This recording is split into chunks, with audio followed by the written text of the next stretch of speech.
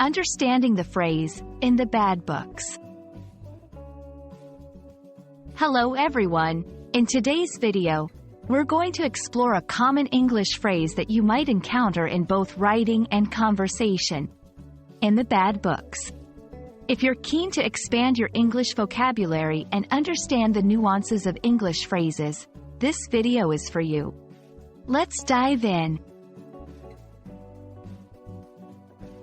In the bad books is an idiomatic expression. When someone is in the bad books of another person, it means they are in disfavor or are disliked due to something they have done. It's often used to describe a situation where someone has upset or annoyed another person, leading to a temporary state of disapproval. This phrase has a fascinating history. It's believed to have originated in the 19th century.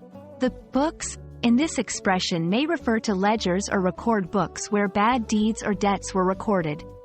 Being in the bad books meant that your misdeeds were noted down, symbolizing disapproval.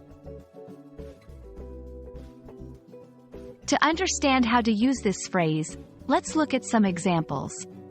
1. After forgetting our anniversary, I'm definitely in the bad books with my partner. 2. Ever since the argument, John has been in the boss's bad books. Notice how the phrase can be adapted. The boss's bad books indicates that it's the boss who disapproves of John. There are other phrases with similar meanings. For example, on someone's blacklist, this also means being disfavored by someone. Out of favor, this is used when someone no longer enjoys the approval they once had.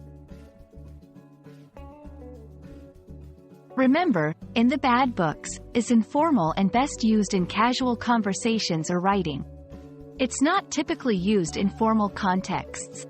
Also, it's usually used in negative situations, so be mindful of the context when using it. And that's all about the phrase, in the bad books. I hope this video helps you understand and use this expression confidently in your English conversations and writings.